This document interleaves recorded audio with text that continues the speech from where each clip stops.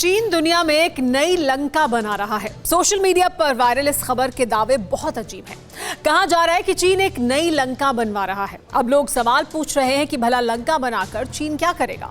क्या चीन सोने से बना कोई नगर बसा रहा है या फिर लंका जैसी खतरनाक राक्षसी फौज तैयार कर रहा है? श्रीलंका में चीन के बढ़ते दखल को लेकर भी वायरल खबर पर रिएक्शन दिए जा रहे हैं, लेकिन असलियत क्या है यह हम आपको इस रिपोर्ट में दिखाते हैं। चीन की लंका कैसी है? क्या वो रावण के लंका की तरह सोने से बनी है? क्या वो समुद्र के बीच एक सुरक्षित मिलिट्री बेस है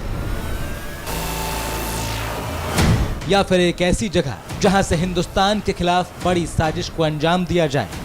चीन का लंका वाला क्या कनेक्शन है, ये लोगों को समझ में नहीं आ रहा। आखिर ऐसी खबर क्यों वायरल हुई जिसमें दावा किया गया कि चीन दुनिया में एक नई लंका बना रहा है? इन सवालों के जवाब तलाशने के दौरान हमें एक रिपोर्ट मिली। उस रिपोर्ट में जो खबर है वो वायरल दावे से बिल्कुल अलग है, लेकिन इतना जरूर है कि उस रिपोर्ट में भी लंका का जिक्र है। एक रिपोर्ट के मुताबिक चीन दुनिया भर के देशों में जमीन खरीद रहा है। विदेश में चीन का भूमि अधिग्रहण तेज हो गया। विदेश में चीन जमीन को लीज पर भी ले रहा है। चीन के जमीन अधिग्रहण से जुड़ी इसी खबर में लंका का जिक्र है। रिपोर्ट के मुताबिक चीन ने जितनी जमीन विदेश में ली है वो श्रीलंका के मैदानी हिस्से के बराबर है। चीन भले ही नई लंका नहीं बना रहा, लेकिन इरादे बेहद खतरनाक हैं। चीन दूसरे देशों में जमीन के जरिए दखल बढ़ा रहा है। जापान में छपी एक रिपोर्ट के मुताबिक चीन छोटे देशों में जमीन लेकर उनके प्राकृतिक संसाधनों के स्रोत पर कब्जा कर सकता है। अब भारत के पड़ोसी म्यांमार की हालत ही देखिए। यहाँ केले की खेती पर चीन का कब्जा हो सकता है। काचिन इलाके में केले की बड़ी पैमाने पर खेती की जाती है। चीन की कंपनियां म्यांमार में बरसों से केले की खेती कर रही हैं। म्यांमार का केले का बहुत बड़ा हिस्सा चीन में भेज दिया जाता है। चीन की वजह से वियतनाम में जहां रबड़ की खेती होती है वहां अब सुअर का फार्म चल रहा है। चीन की कंपनी ने वियतनाम को दिखा दिया कि सुअर पालना ज्यादा फायदेमंद है। अब रबड़ की खेती बेहद कम होती जा रही है।